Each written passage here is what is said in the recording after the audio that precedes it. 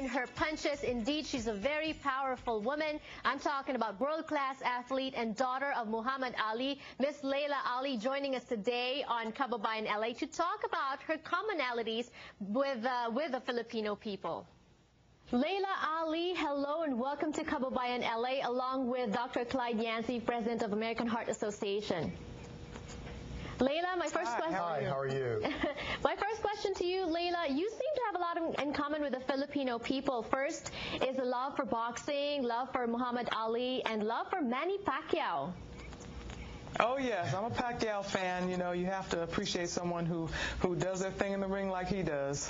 But, you know, sadly, you also have something in common with the Filipinos that is quite a negative. You know, you have a family history of heart disease, stroke, diabetes. Heart disease and stroke are the top two killers of Filipino Americans here in the U.S. What can you say about that? You know, so many people suffer from it, as I do as well, and that's why I've teamed up with the American Heart Association. It's National Start Walking Day. We're trying to encourage Americans to fight heart disease, fight back, you know, take control of their health, and get out there and start walking. You don't have to be fighters like me and Pacquiao, you know. You just have to walk for at least 30 minutes a day, and that will definitely make a change in your health. It'll lower your cholesterol, your blood pressure, all these things that add up to heart disease. But Dr. Clyde, you know, walking seems to be just a very simple activity. How does it really help us? How does it really help our health? Well, you know, that's the beauty of its value, because it is simple.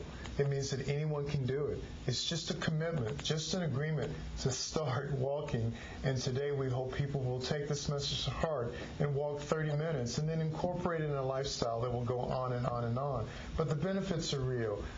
Laila just pointed out lowering the cholesterol, improving the blood pressure, reducing the number of heart attacks, reducing the number of strokes. But did you know that for every hour you invest exercising, you get 2 hours back on your lifespan?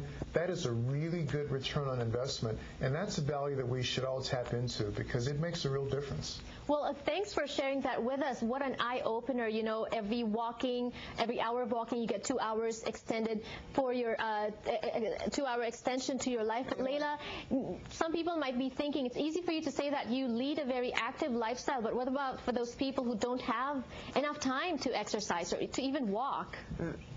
That's why I'm telling you to walk. If I wanted you to be like me, you'd be running up mountains, you'd be doing Pilates, you'd be spinning, you'd be hitting a boxing bag. I'm not asking you to do that. I'm just asking you to walk for 30 minutes a day. If you can't do that, then I think that we don't care enough about ourselves, and that's why we might be facing some of the problems that we have now. So I'm trying to educate people about how simple it is. Don't look at what I do and get intimidated. Go to startwalkingnow.org. Find walking paths in your area. Find other people who want to make a change. Partner up with people. You know, there's an activity tracker. There's different walking plans for different levels of activity. Everyone can do it, but we have to stop making excuses, stop comparing yourself to other people, and just say, you know what, I think I want to make a change in my life, and what can I do? I can get up and I can walk. You can start with 10 minutes, start with 15 minutes. Work your way up. That's what I did. I wasn't always an athlete. When I decided to start, you know, fighting, I said, I want to be a world champion. I want to be the best. That means I had to be in better shape than everybody else. So I had to work hard.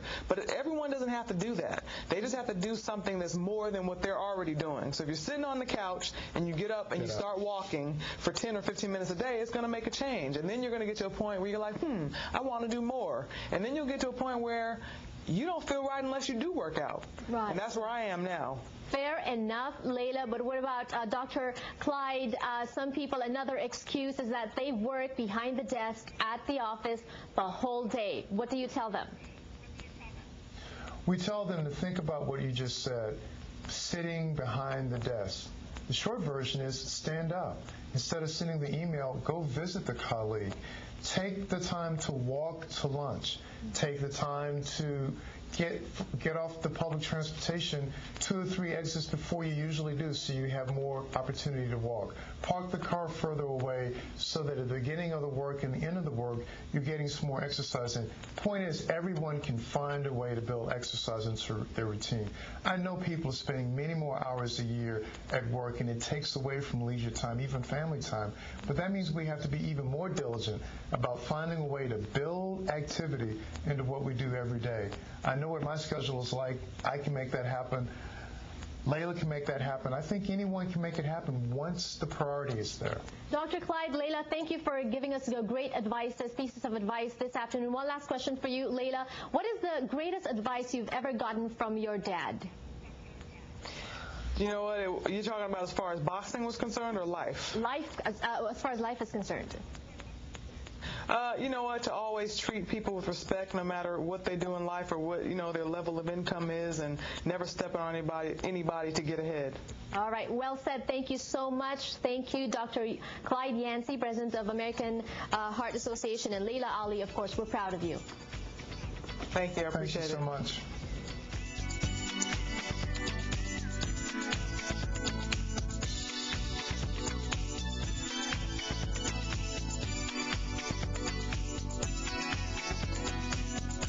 Attention, all Medicare beneficiaries who need assistance getting around their homes.